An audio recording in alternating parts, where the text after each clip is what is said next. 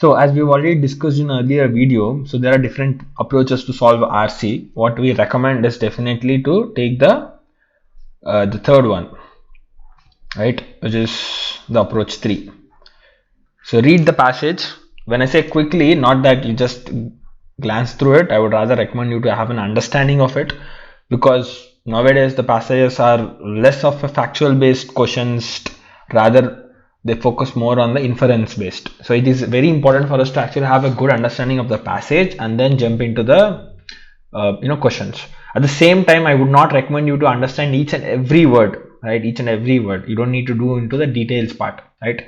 When I say skim, doesn't mean you just read through on a very superficial level, but you should have a decent understanding of the passage. Right? Just make sure you understand it, then get into the question, and then sometimes you might have to refer back to the passage, to refer to a particular piece of information to solve a particular question when it's a specific detail based question or something.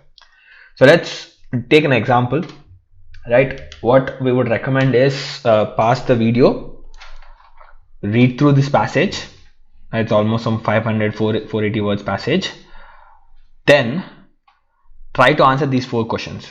These are not based on any multiple choice or anything, but just have an opinion on it, like what you think would be a decent answer for it, right? And then when we discuss this, then you'll get an understanding, right?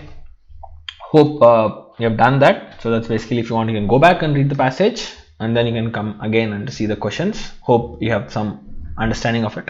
So let's start that. So what we would recommend, or what we would do, this is a slightly longer approach that we are taking, as in we're going to explain it in a very detailed manner. But when you read it, this is how you should process according to us. Your mind should ask certain questions, and you should have an understanding on certain things while you read a passage.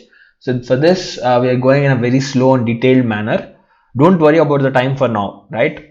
Don't worry about your speed at this point of time. Rather focus on understanding, comprehension, getting the right points in the passage that you're reading.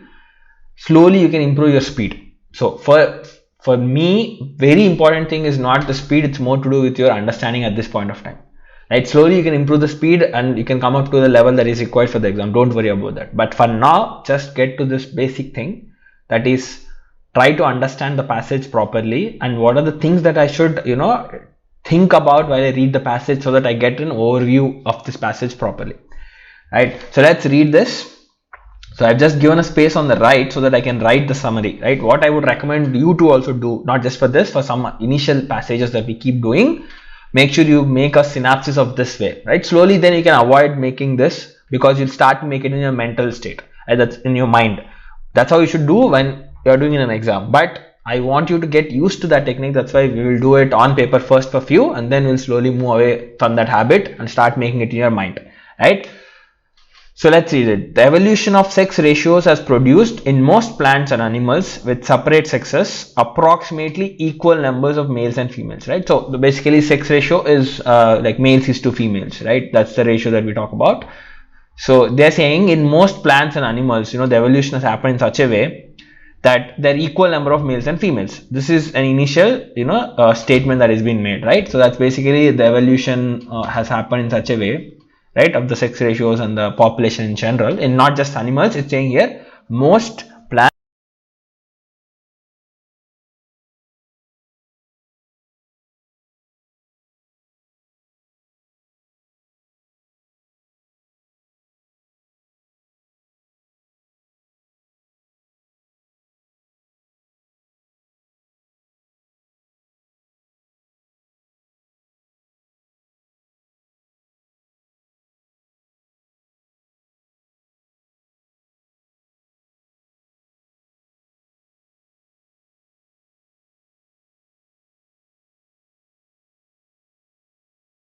more like a fact according to the author.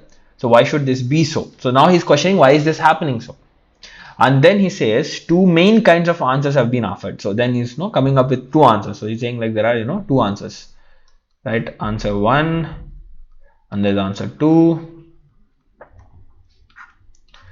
right? One is coached, so it's basically saying expressed. Coached is like saying it, expressing it. That's a normal one. So one is basically explained in terms of advantage to population, some terms they're using, it's okay. It is argued that sex ratio will evolve so as to maximize the number of meetings between individuals of the opposite sex. So the ratio will happen in such a way that there will be enough opposite genders to have meetings, produce the next generation and all of that. So that's one of the theory, right? So they have given something on the theory. So it's like that's what it's called, advantage to population or something. I don't care. So there's some theory which says, right? So the evolution will happen in such a way that they'll maximize the number of meetings between individuals of opposite sex, right? So that's what it is. Maximize the number of meetings of opposite sex. Right? This is essentially a group selection argument. Right? They have given a name called group selection argument for that. Okay, fair enough. So that's one answer. It's saying this. Fair enough. The other, and in my view, correct. See this? So that's like, you have to be careful with these words. So these are the most important words according to me, because that's going to help you understand what would be the author's perspective, what would be the author's stance in this thing, which would help you to answer some inferential questions. Right? There will be certain elements which are facts, right? Then certain elements which are opinions, and you have to understand what is a fact and what is opinion in the given passage. And things like this would give you a sense of what author is, standing, which side is he or she standing. Accordingly, you can start guessing certain more things, right? So that's very important. The second answer for this why question, and in my view, correct. So the author is in favor of this, right? Author is positive towards this. Obviously, compared to one, he is more positive about, because he has not written anything on the first one. And in my view, correct. So that basically makes him feel that this is wrong. According to author, this is not that convincing for him. This is very convincing for him. He is positive towards it. The type, in my view, correct type of answer was first produced by Fisher. So in 1930, there's a guy Fisher who has provided some answer. Let's see what's that answer. This genetic argument starts from the assumption that genes can influence the relative numbers of male and female offspring produced by an individual carrying the gene. So he's giving some genetical answer. Okay, so he's saying genes can influence, right? That's an assumption. So assumption is that genes can influence the number of male and female produced by things. That sex ratio will be favored, which maximizes the number of descendants an individual will have, and hence the number of gene copies transmitted. So that's basically saying that a particular thing would favor more number of descendants from their side, right? So let's see, suppose that the population consisted mostly of females, then an individual who produced sons only would have more grandchildren, right? So let's say there's a person, if let's say there are 100 females in a situation, and now if he produces a son, right, there's a good chance that he will have more and more grandchildren, right? So it could be with multiple females or whatever it is, but basically if he or she also produce another female, so it's pretty useless, because the meetings will be decreased and there's a lesser chance of producing offsprings. Obviously, there's no chance of producing offsprings. So there will be a tendency that, so if it is mostly consist of females are dominated, just I took in a case where it's completely females. I know this is not 100% similar to that, but just a extreme case for us to understand. Right? So if it consists of females, so the person's tendency would be to give birth to a male, so that there is a good chance that this male will have offsprings. That's basically having grandchildren from this main person, and that will give more and more grandchildren and more people descendants, right? That's what it means. Like, that's what it says. Maximizes the number of descendants. So if I am a person and I know that in this world there are mostly females, ideally the preference would be to give a birth to a son, so that my descendants will be more in number. That's what this theory says, right? That's what it will be favored in such a way that there will be more descendants, and that's how genetics or genes would also prefer. That's what this entire theory is. In contrast, if the population consisted mostly of males, it would pay to have daughters, right? If, however, the population consists of equal number of males and females, sons and daughters would be equally valuable. That's the case. Thus, a 1:1 sex ratio is the only stable ratio. So that's how it is, right? Let's say if there are 100 females and only 10 males, then automatically the genetic behavior should give birth to more male. Our preference should be to more males, because they can lead to more descendants. Slowly what happens is people start preferring more and more males, and then you'll have more males and lesser females. I mean to say the next generation, slowly the numbers would be balancing out. Let's say people might tend to go to more and more males in this approach, then 100 females might have 200 males.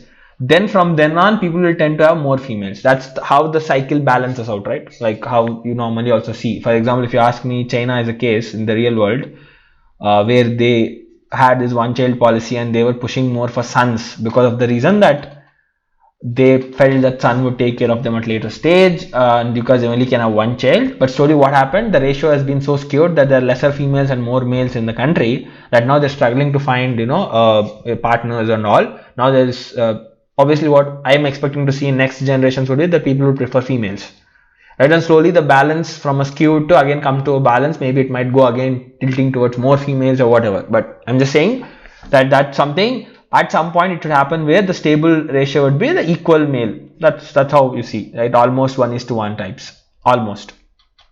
So that is known as evolutionary stable strategy. That's what this theory is, right? Evolutionary stable strategy. Although Fisher wrote before the mathematical theory of games had been developed, his theory incorporates the essential feature of a game. So this is on the game theory part, theory of the games. The best strategy to adapt depends on what others are doing. So it says that although there is something called game theory and strategy, so that basically says that the popular case would be like there are two culprits, right, who have done something, and both of them are kept in a separate jail, and they are given a choice that if they prove that rather accept that the other person has done a mistake, then they will not be they'll have lesser jail, what do you call it, sentence compared to him not accepting and the other person accepting. Sort of a situation where a dilemma where if you don't give the fact, you would have to you will get penalized more. So let's say, there's something called game theory. I don't know if I'm just going to briefly explain it, but let's say, so there's A, B, and then A, B, if A says that B did it and B also says that A did it, then they both will be basically accepting a mistake. Versus, let's imagine from A's perspective that A tries to be faithful to his friend and says that no, he did not do it, but B says it, saying that yes, A did it because B wanted to get some benefit by reducing his jail sentence. Then A will be at a disadvantage. So what would A do? Would he still be faithful, or would he actually try to give away the information to make his friend culprit and then reduce his jail sentence?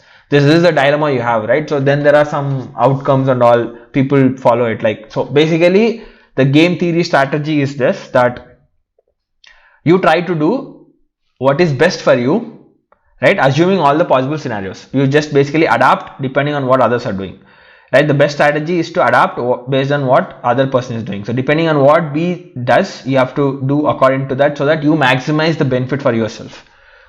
It's okay even if you don't understand it, don't worry, it's a bit irrelevant. Maybe I've gone a bit off the topic, but yeah, so this basically says Fisher wrote something before the theory of games has been developed, but he is using it without even knowing it. Is basically using something similar to what the fundamental concept of game theory is, that is the best strategy to adopt depends on what other person is doing or what others are doing. So that's like there's a link between this and the game theory, right? Fisher's theory has a link with the game theory. That's what it ends with. No, that's what my first paragraph is, right? So if I just summarize it, first question says evolution has led to equal number of males and females, evolution of sex ratios. That's given as a fact. Then there's a question that has been put up in this passage, says why is it happening?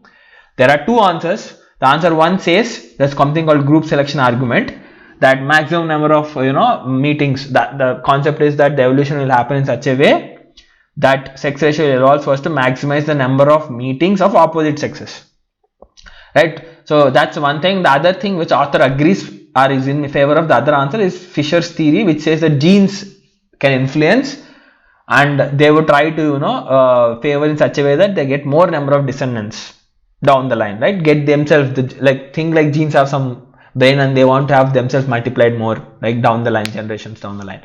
So they are able to do that, and then they've given examples of if there are more females, then people would prefer to give birth to males. If there are more males, people will prefer to give birth to females, and fundamentally it will land up to this 1:1 sex ratio as a stable ratio. That's called evolutionary stable theory or strategy. And then they are talking about some link that Fisher's fundamental theory has this concept similar to the game theory's fundamental concept, that best strategy to adopt depends on what others are doing. That's the first paragraph.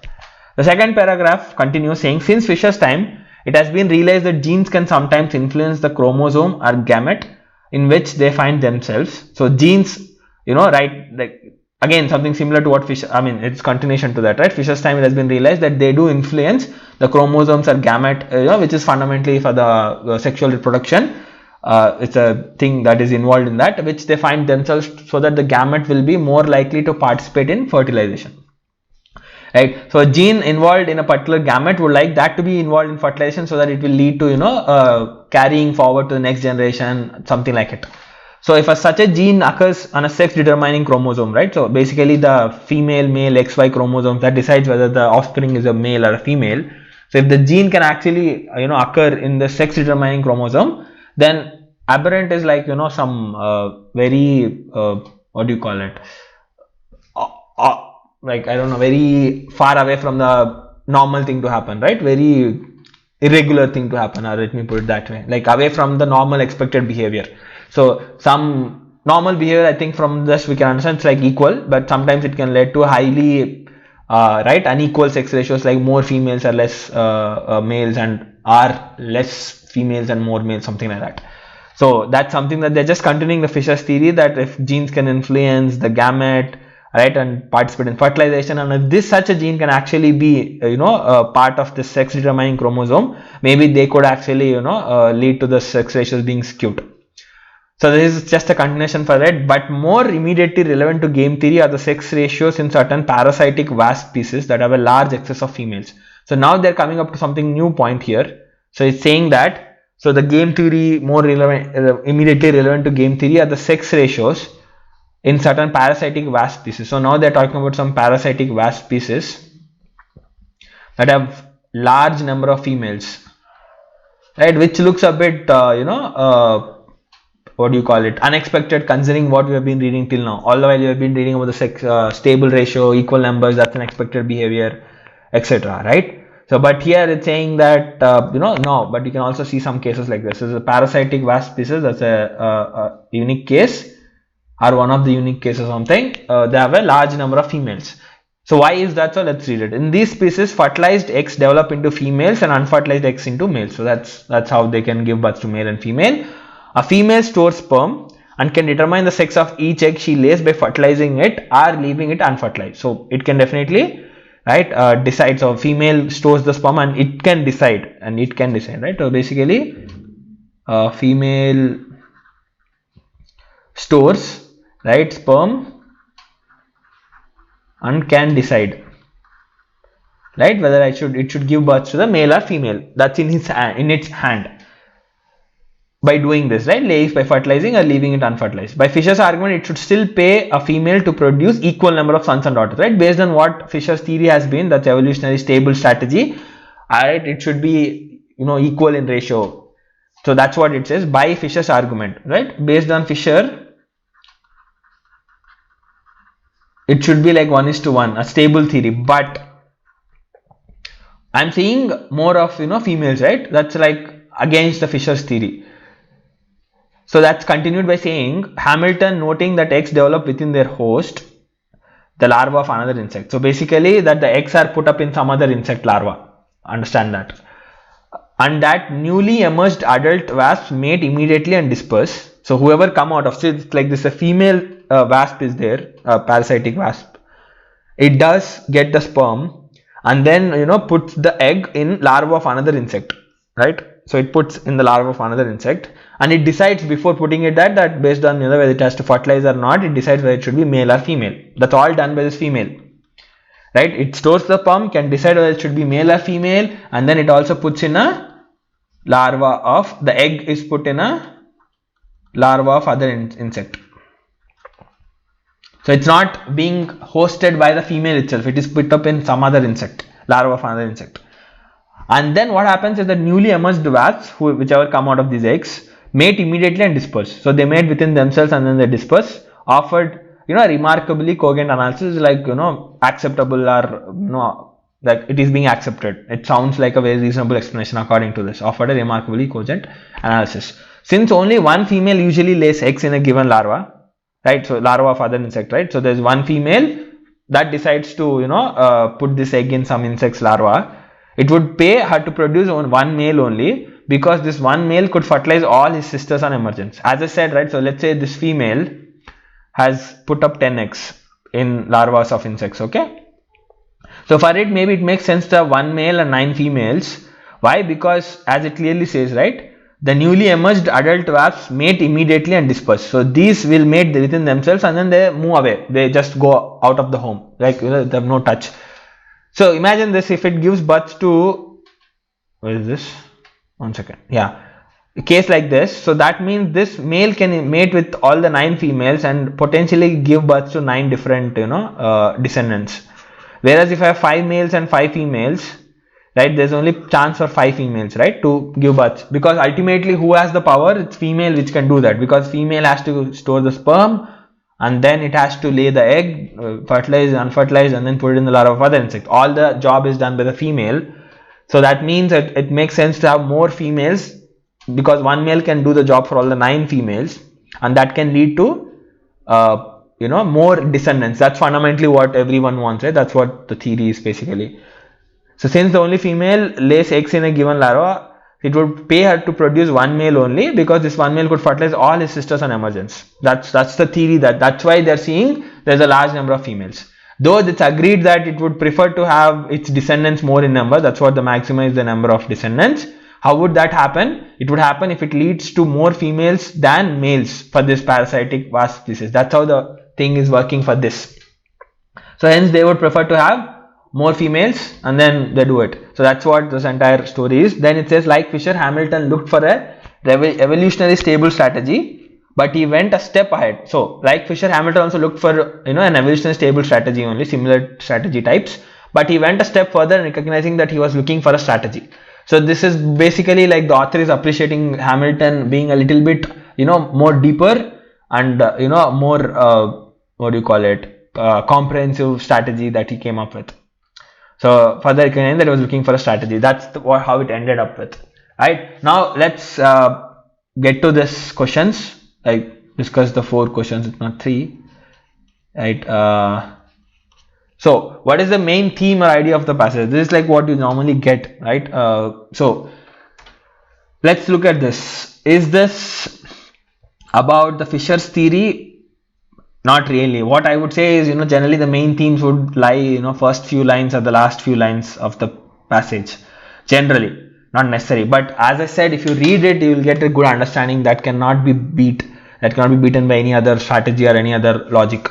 Right? What is this entire passage talking about? It's talking about this, right? The evolution of sex ratios. The fundamental focus is on the sex ratios, and they feel that there are approximately equal number of males and females. That's the entire theory. Then they started off with, okay, why is this happening? Then you have 2 theories, right? Fisher's theory and then the normal group selection argument.